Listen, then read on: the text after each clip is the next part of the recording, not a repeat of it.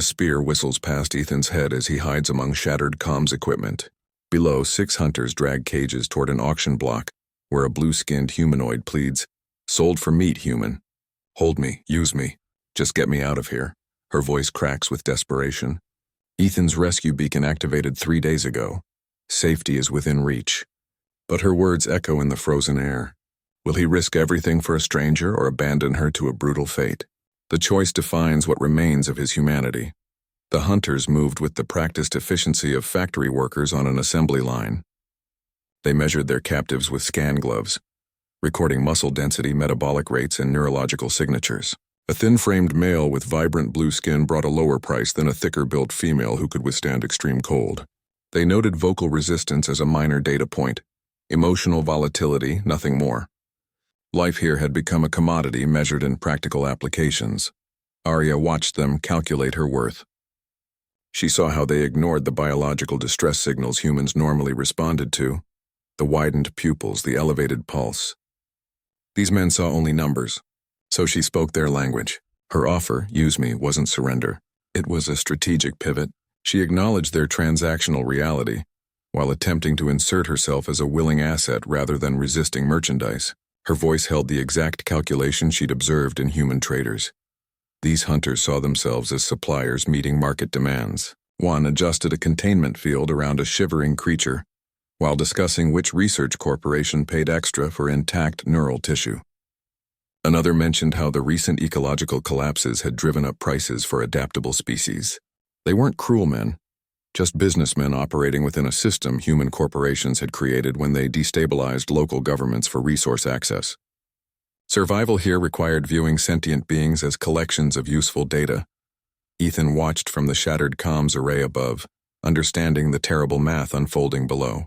The hunters' cold professionalism made their actions more chilling than any overt brutality. They weren't monsters. They were accountants weighing risk versus reward, their stun rifles as utilitarian as their spreadsheets. Arya's plea cut through their calculations not as emotional appeal, but as a business proposition. She offered them something their scanners couldn't measure: voluntary cooperation. Her blue skin marked her as Kitharin, a species human labs particularly valued for their adaptive cellular structure. But beyond her biological worth, she represented something more valuable in this economy: willing participation. The hunters' new compliant specimens brought higher prices from certain buyers. Her tears were real, but her words were strategic. She bargained with the only currency this system recognized: utility. Ethan's training screamed at him to stay hidden. The rescue beacon's steady pulse promised extraction in 72 hours. But as he watched the hunters methodically process living beings into inventory, he understood that intervention would require him to step into their marketplace. To save her, he'd have to become a player in this brutal economy where sentience had price tags and compassion was a liability.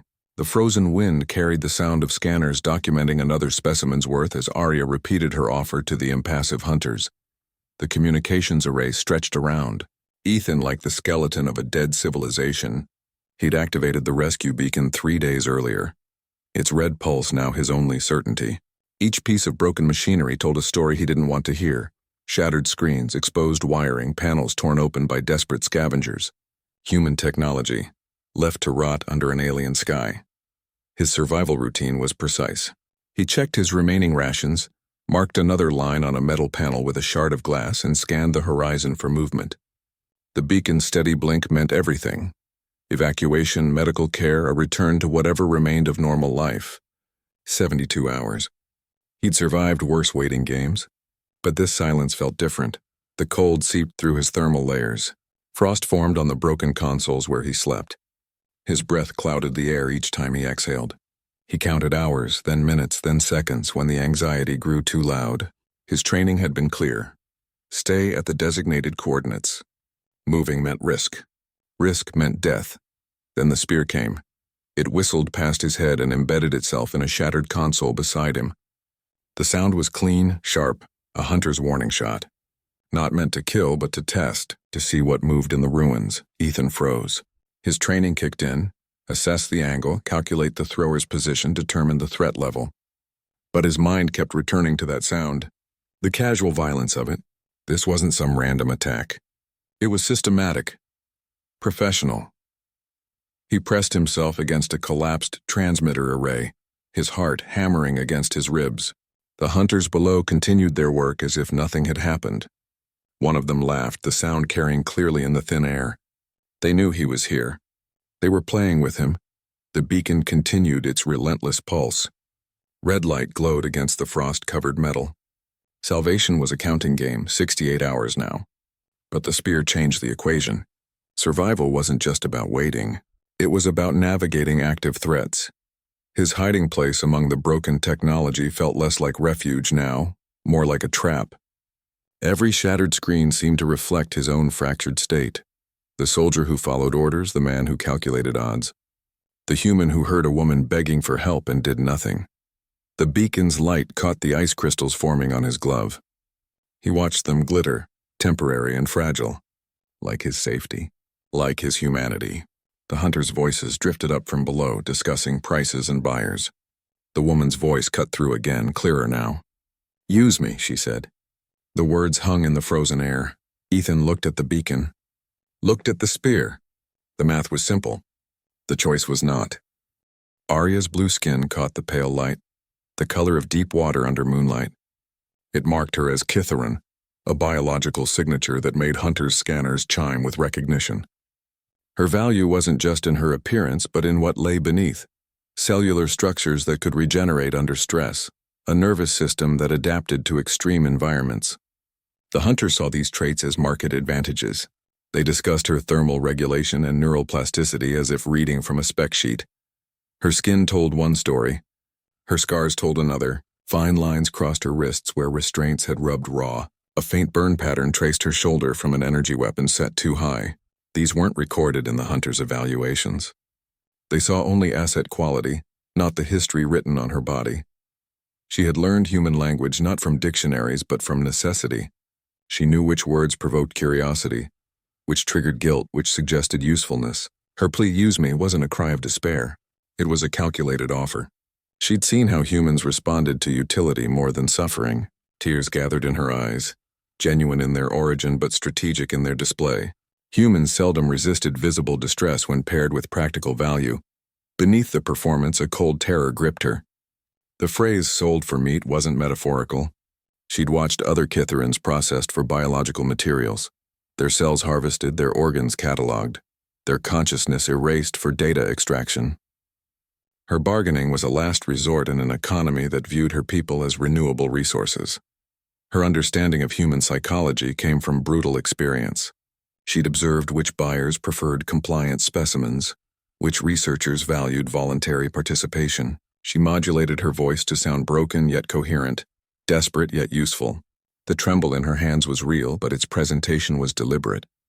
She made sure the hunters saw it. Previous encounters had taught her that resistance meant sedation, while cooperation sometimes meant closer proximity to her captors. Closer proximity meant opportunities. She remembered a human guard who'd looked away for 3 seconds while adjusting her bindings. 3 seconds had been enough for another captive to reach a hidden blade. She remembered the outcome, both the escape and the retaliation that followed. Her blue skin meant she always stood out in a crowd, always caught the eye of scanners and scouts. It was a curse that made hiding impossible, a blessing that sometimes meant preservation over disposal. The hunters kept her climate control stable because intact Kithaeron tissue fetched higher prices. They monitored her stress levels not from compassion, but from quality assurance. She spoke again, her voice cracking just enough to sound vulnerable, but not hysterical. "I can work. I can be used." The words tasted like ash, but she shaped them carefully. She'd learned this vocabulary from human slavers who discussed their captives in terms of function and durability. Now she used their language to negotiate for her life. Her offer was both a symptom of devastating trauma and a testament to fierce adaptability. She'd been forced to learn the rules of her own commodification, to play a game where the price of failure was dissection, and the reward for success was continued existence. The tears on her cheeks were real water, but her words were currency. And in this frozen marketplace, currency was the only thing that mattered. The 6 hunters worked in seamless coordination, their movements forming a brutal choreography perfected by repetition. Each had a designated role. scanner operator, restraint specialist, transport loader, security lookout. Their equipment showed wear but functioned with military precision. Carbon fiber bindings, neural dampeners, climate-controlled crates all bore the subtle logos of human corporations. This wasn't their first auction preparation. It wouldn't be their last. Their conversation drifted through the cold air, casual and technical. One hunter adjusted a containment field generator while discussing market fluctuations. Kitharan neural tissue dropped 15% after biosynth developed synthetics, he noted. His partner responded without looking up from his scanner. Gentech still pays premium for live specimens. Their adaptation research can't use synthetic substitutes. They spoke like commodity traders discussing grain futures. A third hunter sealed a transport crate, the hydraulics hissing softly. The sleepers are stirring earlier this cycle, he mentioned. Seismic activity increased 40% in the northern zones. The others nodded, understanding the implication. Ecological disruption created opportunity. Species became more desperate, more exposed. Corporations paid extra for specimens collected during environmental shifts, valuable data on stress adaptation.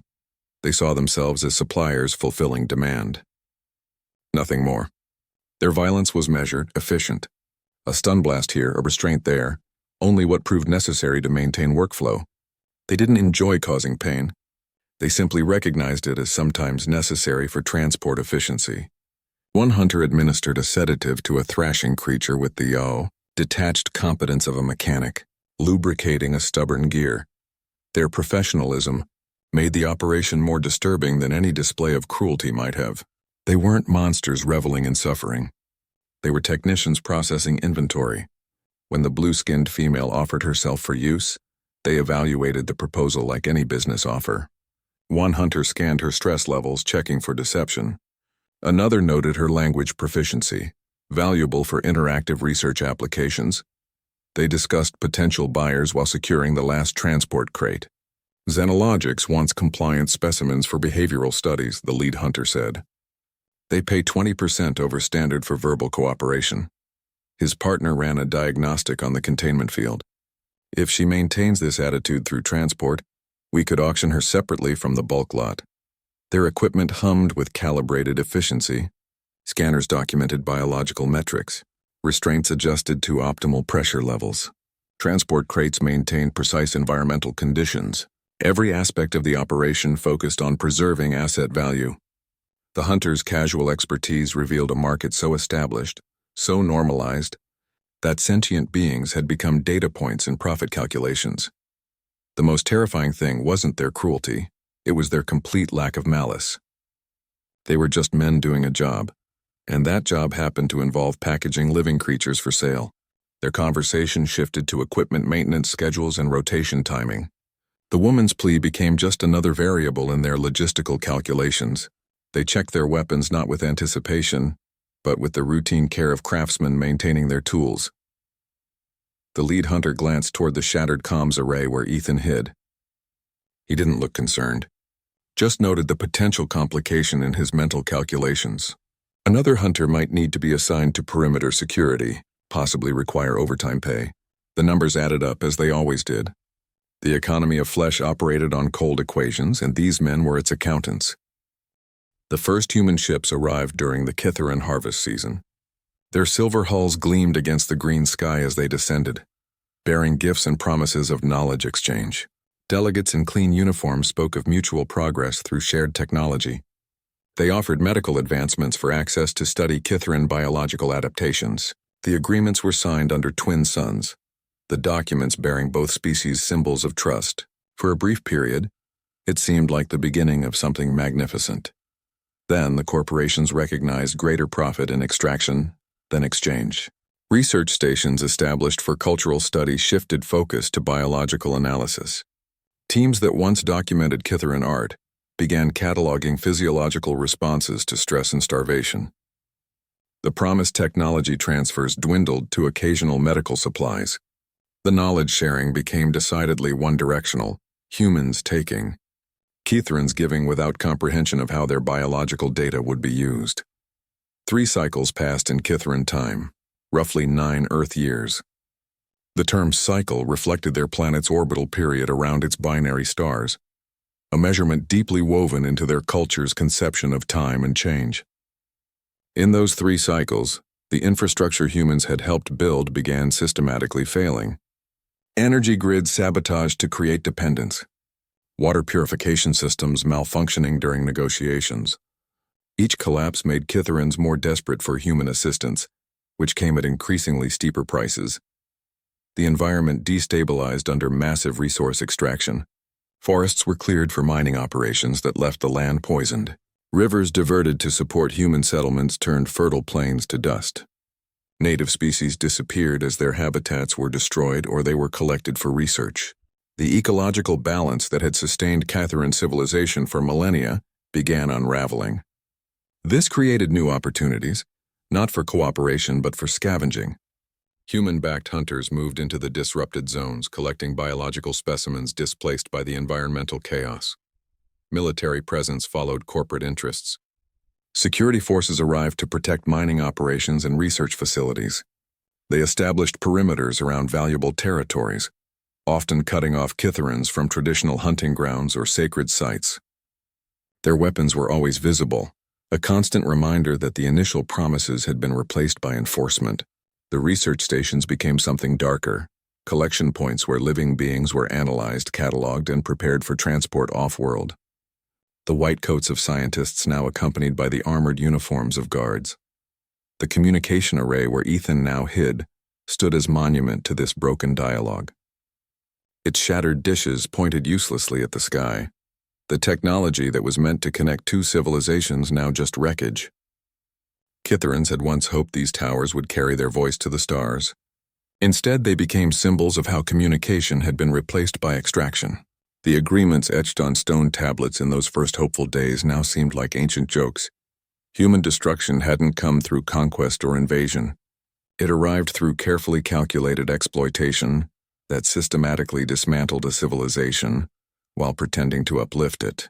The hunters working below weren't anomalies. They were the logical endpoint of this process. Their efficient processing of sentient beings into commodities represented the final transformation of promise into profit. The blue-skinned woman in the cage wasn't just a victim of cruel individuals. She was the product of 3 cycles of systematic dismantling, where beings became data and civilization became collateral damage. Arya constructed her plea like a master strategist mapping a battlefield. Each word was chosen not for its emotion but for its effect. She spoke in the clipped, efficient manner humans used when discussing business or tactics. Her voice carried the precise modulation she'd observed in human negotiators. Enough vulnerability to seem genuine, enough control to suggest usefulness. Sold for meat established immediate physical threat. The phrase bypassed abstract moral arguments and went straight to visceral survival instincts. Humans responded to concrete danger more than philosophical concerns. She'd watched hunters discuss processing for biomass with the same tone others might use for inventory counts. The term meat made the transaction horrifyingly tangible. Human acknowledged his identity while creating connection. She didn't say Terran or Earthling, the clinical terms used in corporate documentation. She used the word they called themselves, the one that carried cultural weight and personal identity. It was both recognition and appeal to shared characteristics. She'd learned that humans placed extraordinary value on their own humanity, even when denying it to others. Hold me offered physical contact designed to trigger protective instincts. Human caregivers held their young. Human couples held each other for comfort. The request bypassed rational calculation and spoke to deeper biological programming. She made her body language slightly open, non-threatening, the posture of someone who needed shelter rather than presenting danger. Use me was the masterstroke. It accepted the commodification framework while suggesting mutual benefit. Humans understood utility. They respected functionality. By offering herself as a tool, she acknowledged their power while implying she could be more valuable operational than dismantled. She'd observed that humans often preferred willing participants over forced subjects, if only because they required less supervision. Her voice cracked at precisely the right moments. The tremor was genuine fear channeled into tactical expression. She allowed tears to form but not flood, enough moisture to catch the light and signal distress, not enough to suggest hysterical instability. Humans responded to controlled emotion more than overwhelming outbursts. They appreciated performance that suggested strength beneath suffering. Every syllable carried the weight of painful observation. She'd spent cycles watching human behavior, cataloging which expressions provoked which responses. The slight tilt of the head that suggested listening, the controlled breath that indicated empathy, the way their eyes softened at certain vocal frequencies. Her education had been conducted in cages and transport holds, learning the language of her captors to secure her liberation. This wasn't desperation. It was psychological warfare using the enemy's own vocabulary. She'd taken the terms humans used to devalue her people and turned them into bargaining chips. Where they saw specimen, she offered asset.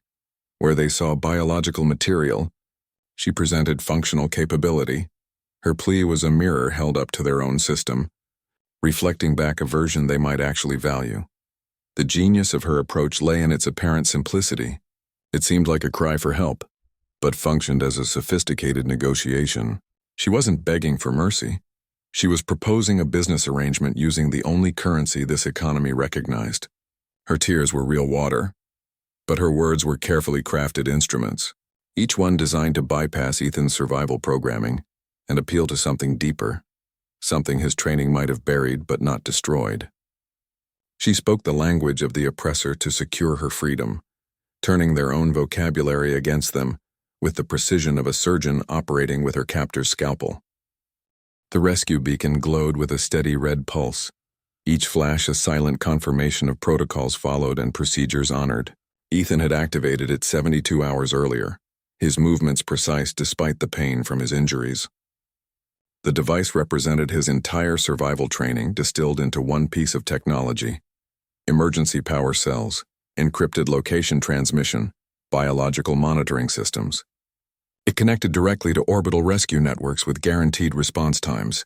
The flashing light meant medical teams would already be preparing.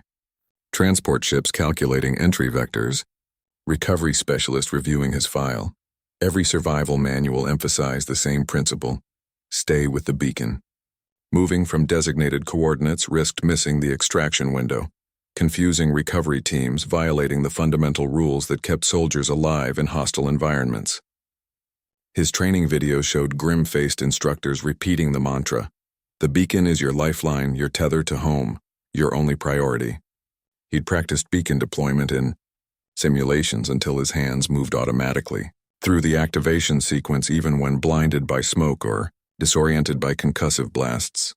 The 3-day wait had transformed from measured countdown to psychological trial. Each hour stretched longer than the last, the freezing cold seeping through his thermal layers until his bones ached with it. He marked time by the beacon's rhythmic pulse, watching the red light reflect off frost-covered metal surfaces.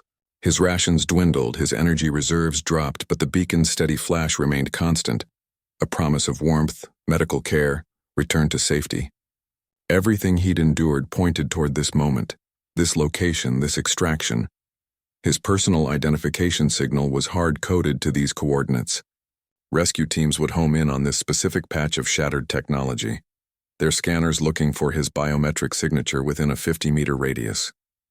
Moving away meant becoming an anomaly in their search patterns, a deviation from protocol that would trigger caution and delays. They'd question why he abandoned his position, whether he'd been captured or compromised, whether approaching him represented a security risk. His file would be flagged for psychological evaluation. Soldiers who left their beacons often faced extended debriefings and medical holds. Everything he'd survived to reach this point weighed against movement. The crash landing that killed his team, the desperate trek through hostile terrain, the days without proper shelter or medical care, all led to this moment of promised rescue. The beacon represented not just physical salvation, but vindication of his training, proof that following procedures produced results. Its blinking light was the reward for discipline, the payoff for enduring agony and isolation. Yet each pulse also represented a choice being made for him. The protocols demanded inaction. The procedures required him to watch from safety, while a sentient being was processed for sale. The beacon's steady rhythm had become the countdown to someone else's destruction, its red glow illuminating his passive complicity. Safety came at the cost of witnessing atrocity without intervention. The weight wasn't just physical. The device measured barely 2 kilograms. The burden was moral. Each flash illuminated the tension between survival instinct and human responsibility. The beacon promised everything he'd been trained to want: extraction, medical care, return to his people. But its light also revealed the terrible arithmetic of rescue, that his safety might be purchased through another's suffering. The blinking red pulse marked not just the passage of time, but the erosion of something essential within him. The spear cut through the air with a clean whistle, its trajectory precisely calculated to miss Ethan's head by centimeters. It embedded itself in the shattered console beside him, the vibrations humming through the frozen metal. Ethan didn't flinch or startle. His body locked into the freeze response drilled into him through countless training exercises. His breathing stopped, his muscles tensed. His eyes tracked back toward the thrower's estimated position. The reaction was textbook perfect. But beneath the training, a cold fear spread through his veins. The hunters below continued their work without missing a beat. One adjusted a containment field generator, while another scanned a new specimen.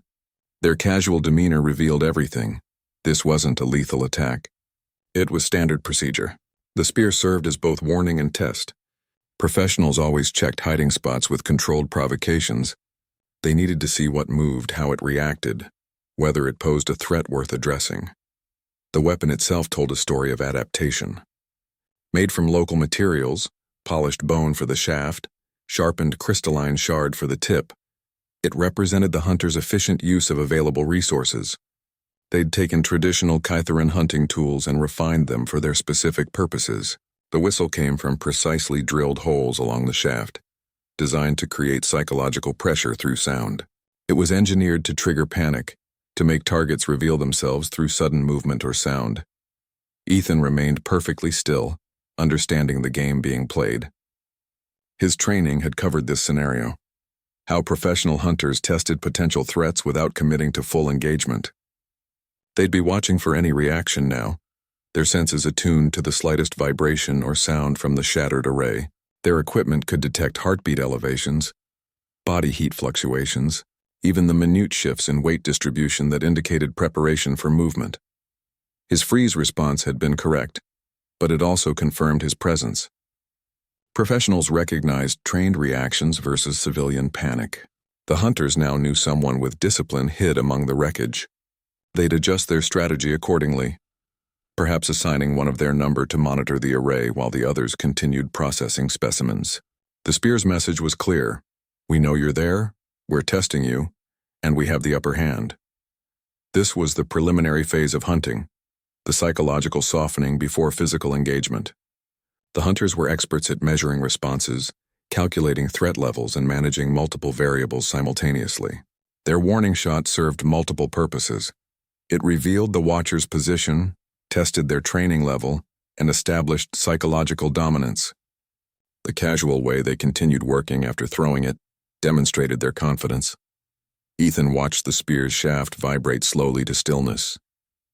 The hunters below had already moved on to discussing transport schedules and buyer preferences.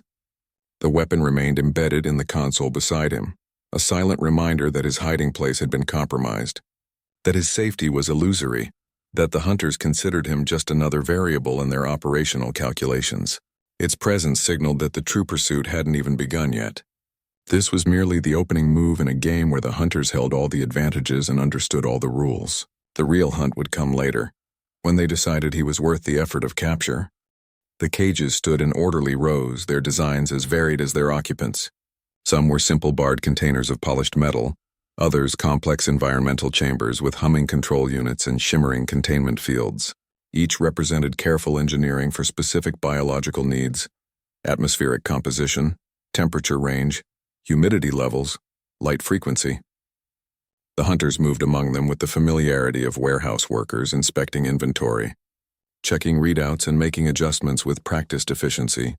Arya's enclosure maintained precise Kytheran conditions: cool, dry air, specific ultraviolet wavelengths, low-frequency vibrations that mimicked her home environment. The climate controls weren't for comfort but preservation. Her biological value diminished with cellular stress, so the system kept her in optimal condition for transport and sale. The transparent walls showed her clearly to potential buyers, while preventing any physical contact that might cause contamination or damage. Other cages held creatures bearing the marks of previous ownership. A six-limbed mammal had surgical scars along its spine where implants had been removed or installed. A flying reptile showed signs of wing modification, unnatural joint extensions that suggested performance enhancement. Some specimens had identification chips visible under their skin, tiny scanners blinking with corporate logos, each being carried evidence of systems beyond this auction block. Previous engagements with research facilities or private collectors. The hunters discussed distribution routes while securing the cages for transport. The Kitharan female goes to Gentech's biological division, one said, tapping a manifest on his datapad. Their shuttle arrives in 4 hours. Another hunter gestured toward a large insectoid creature. That one's for Xenologic's behavioral lab. They want the aggression modifications documented during transit. Their conversation revealed a network of buyers with specific requirements and payment structures. Some cages were destined for serious scientific research laboratories studying disease resistance or environmental adaptation. Others headed for private collections where wealthy individuals kept exotic beings as status symbols. The auction block functioned as temporary holding facility, a transfer point in a complex supply chain that stretched across star systems. The hunters were merely middlemen in this economy, facilitators moving inventory from capture point to end user. The physical bars represented only the most visible form of confinement. Beyond the metal lay contractual obligations, corporate ownership claims, research protocols, collection agreements. A being might pass through multiple owners, each adding layers of control and limitation, genetic licensing, breeding restrictions, usage limitations. The paperwork formed its own kind of cage, often more permanent than any physical enclosure. Ethan watched from above, understanding the true nature of the system below. The cages weren't just containers. They were manifestations of an entire economic structure built around sentient commodities. Each being was trapped not only by metal bars but by market demands, corporate interests, research agendas, and collector whims. Their value determined their treatment, their functionality dictated their fate, their uniqueness became their prison. The hunters finished their preparations, sealing the last transport crate with a hiss of pressurized air. The cages stood ready for loading, their occupants silent now except for the hum of environmental systems and the occasional rustle of movement. In their precise rows and specialized designs, they represented the logical endpoint of an economy that viewed life as asset. Every bar, every control unit, every shipping manifest formed part of an invisible cage that extended far beyond this frozen auction block. Its boundaries drawn not in metal but in contracts and currency and cold calculation. The true confinement wasn't the physical enclosure, but the systems that made such enclosures profitable. The hunters loaded the first cage onto their transport vehicle, the machinery moving with smooth automation. The process would repeat at countless other sites, with countless other beings, in an endless cycle of capture and commodification. The bars were merely the visible expression of an entire civilization's failure to see beyond utility and profit. Arya's plea didn't come from hope. It came from devastating precedent. She had watched others before her try the same desperate bargain. Some had offered service in exchange for freedom. Others had promised knowledge, loyalty, even affection. The hunters' logs were filled with transaction records mentioning compliant specimens and cooperative assets. Their satisfied customers sometimes requested similar beings for future acquisitions. The records never mentioned whether freedom was part of the arrangement. One hunter adjusted a containment field while discussing a previous transaction. The aquatic biped from the southern zone, he remarked to his partner. The one who offered navigation services. Biosynth renewed their contract for 3 more. The partner nodded, checking a manifest. They always pay better for willing participants. Less sedation required, lower transport risks. Their casual exchange confirmed what Arya already knew.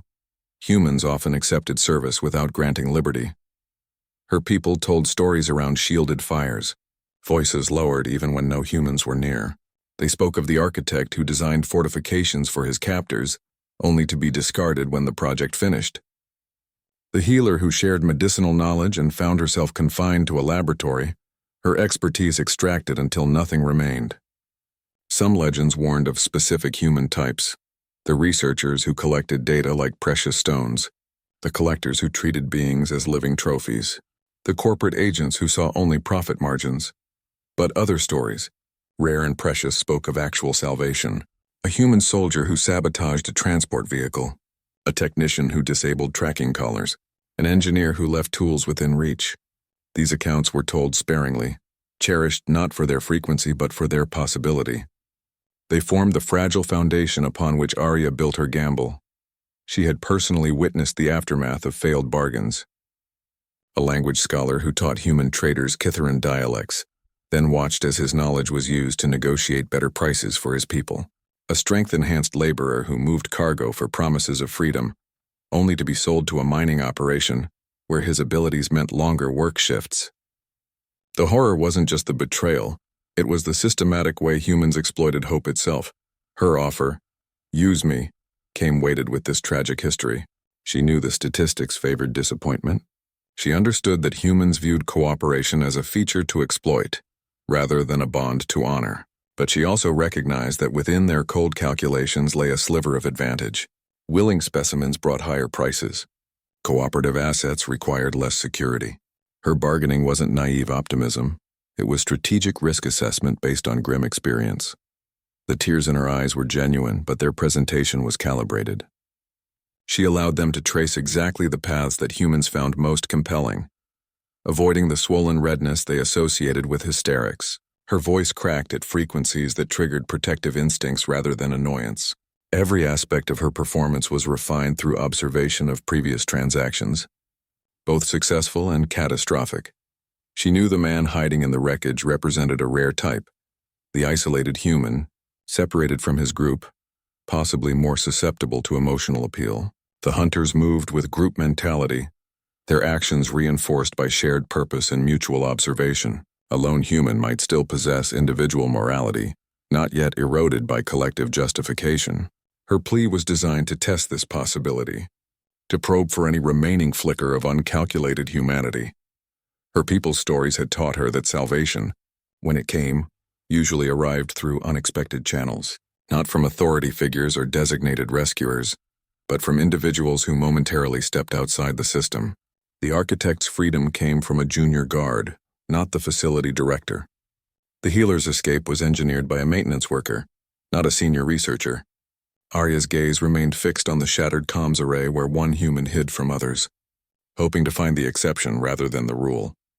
Her bargaining represented both the tragedy of her people's experience and the stubborn resilience of their hope. She offered her utility not because she believed in human honor, but because she had exhausted all other options. The words "use me" were the final currency in an economy that had stolen everything else, and she spent them knowing they might purchase only deeper servitude. But they might also, against all odds, buy a chance. Ethan's mind worked through the calculations automatically, a relentless processor weighing variables with cold precision. 6 hunters minimum, each armed, armored, experienced in capture protocols. Their equipment suggested corporate funding, likely military-grade weapons and tactical communications. Against one survivor, himself with limited ammunition, compromised mobility from his injuries and the psychological strain of 3 days in freezing isolation. The numbers formed stark columns in his thoughts, each category tilting further toward impossibility. The terrain presented its own equations. Unknown landscape beyond the wreckage, possible cliffs, unstable ice formations, hidden crevasses. The hunters knew this environment. Their movements showed familiarity with the ground. He'd be moving blind while they pursued along established routes. Environmental sensors warned of approaching ice storms within hours. Limited visibility would hinder escape but also complicate rescue coordination. Wind patterns could disperse his body heat signature, making tracking harder for both hunters and potential rescuers. His physical resources factored into the grim arithmetic. 2 energy bars remaining. Water reserves low. Medical supplies depleted. The cold had already reduced his reaction time, the persistent shivering draining energy reserves. His thermal suit showed compromised integrity along the left side where he'd dragged himself from the crash. Each movement would cost calories he couldn't replace, heat he couldn't conserve. The rescue beacon's steady pulse represented guaranteed salvation, warmth, medical attention, transport home. Its promise stood against the uncertainty of intervention, where success seemed statistically negligible. The certainty of rescue formed the foundation of every calculation. Protocols guaranteed extraction if he remained at designated coordinates. Teams were already en route, their arrival time calculable within minutes. Abandoning his position meant violating core survival principles, becoming an anomaly in rescue patterns, potentially missing the narrow extraction window. His file would flag the deviation, triggering mandatory psychological evaluation and extended debriefing. The system rewarded compliance, punished improvisation. Each variable reinforced the same conclusion. Survival probability with intervention. Less than 5% based on observable factors. Survival probability awaiting rescue. Over 90% based on established protocols. The numbers didn't account for moral considerations, only measurable outcomes. His training emphasized that emotional decisions got soldiers killed, that discipline preserved life. The rational choice was obvious, clear, mathematically sound, yet the woman's voice cut through the calculations. Her offer, use me, represented its own kind of equation. She'd assessed her options and proposed a transaction within the only economy available to her. Her strategic bargaining demonstrated an intelligence operating under extreme constraints, a will to survive that mirrored his own. The hunter's casual professionalism as they discussed her market value added another variable. The cost of inaction measured in human dignity rather than personal survival. The numbers remained clear. Intervention meant almost certain death for both of them. Remaining hidden meant probable rescue for him and definite capture for her. The mathematical impossibility of success made the moral calculation more difficult, not less. His training had prepared him for survival scenarios, not ethical dilemmas where the rational choice felt like moral failure. The beacon's red pulse continued its steady rhythm, each flash marking another second toward safety. Another moment of passive complicity. The hunters began loading the transport vehicle, their movements efficient and untroubled. They showed no concern about the watcher in the wreckage, their confidence underscoring the mathematical reality. 6 professionals against 1 compromised survivor. Certain rescue against uncertain intervention. The equations balanced toward inaction, the numbers speaking with cold clarity. Yet as the transport doors sealed with a hiss of compressed air, Ethan found himself calculating something new. Not the odds of success, but the cost of surviving with this memory. The numbers couldn't measure that particular variable. The cold had worked its way into Ethan's joints, a deep ache that never eased. Frostbite marked the tips of his fingers where he'd removed his gloves to handle delicate wiring. The skin now pale and numb, he'd sacrificed sensation for functionality, trading comfort for the chance to activate the beacon. His thermal suit showed patches of compromised insulation, where he'd dragged himself across jagged metal after the crash.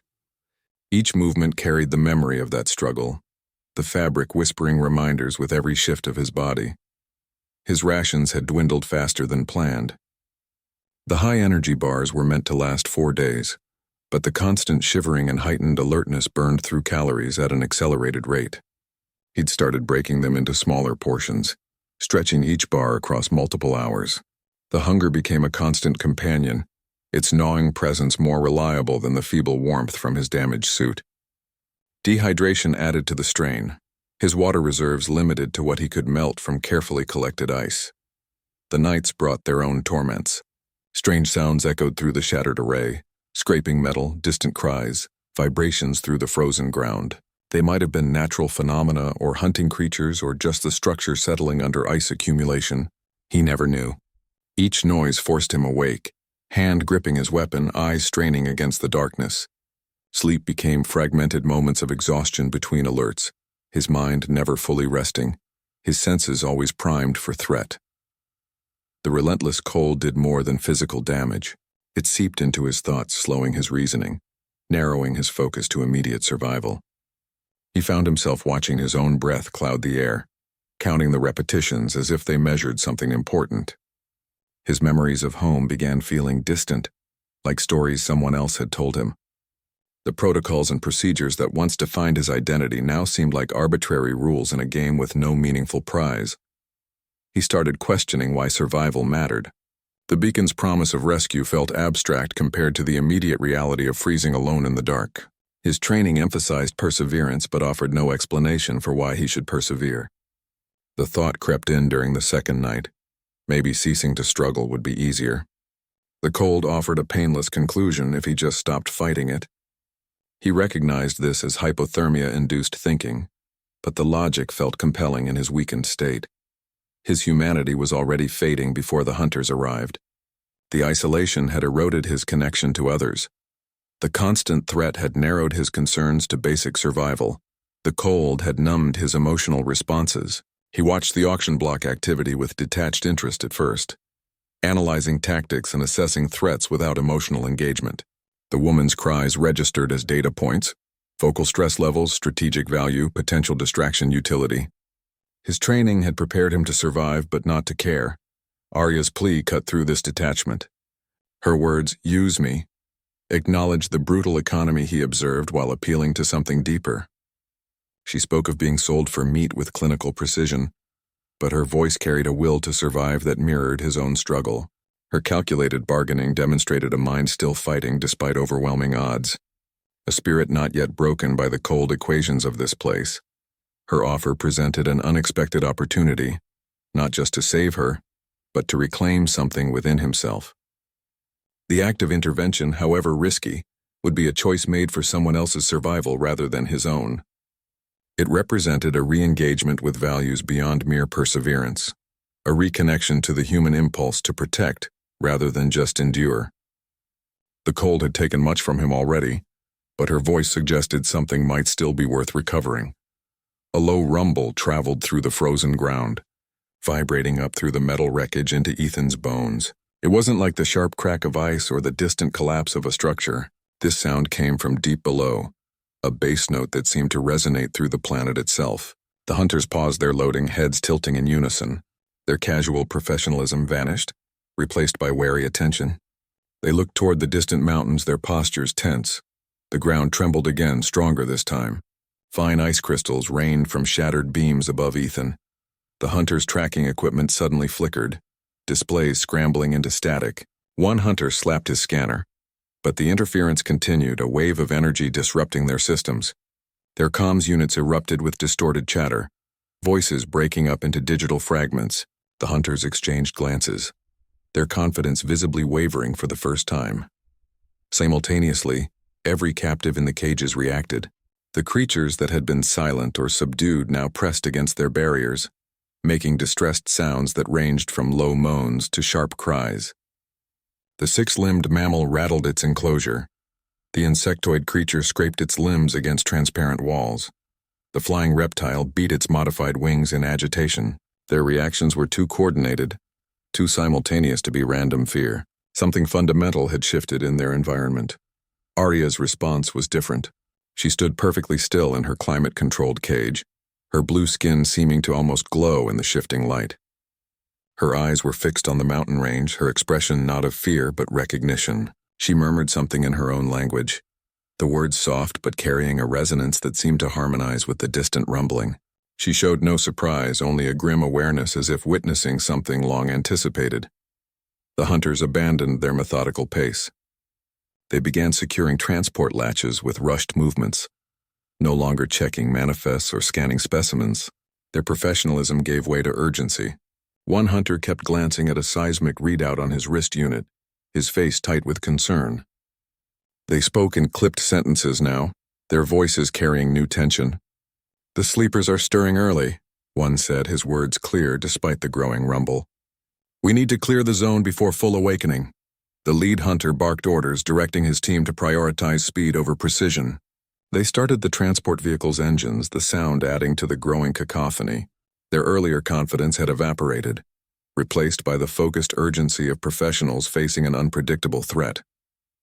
They understood the rumbling represented something beyond their control, a force that didn't operate on market principles or respond to threat assessments.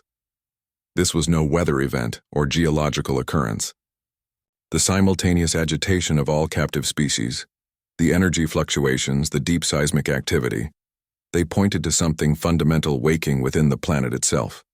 The Kitherans had legends about the sleepers, Ancient beings or forces that stirred when the ecological balance was disrupted beyond repair. Human exploitation had apparently reached that threshold. The environmental threat changed the equation for everyone. The hunters' tidy timetable collapsed under the growing vibrations. Their neat rows of cages suddenly seemed fragile against the awakening force. The auction block economy meant nothing to whatever was stirring beneath the ice. The rumbling grew louder, the ground shaking with increasing intensity. Ice cracked along distant cliffs, the sound echoing across the frozen plain. The hunters worked faster now, their movements edged with something Ethan hadn't seen before: genuine fear. The sleepers were awakening, and their stirrings promised to rewrite all the rules of engagement on this world.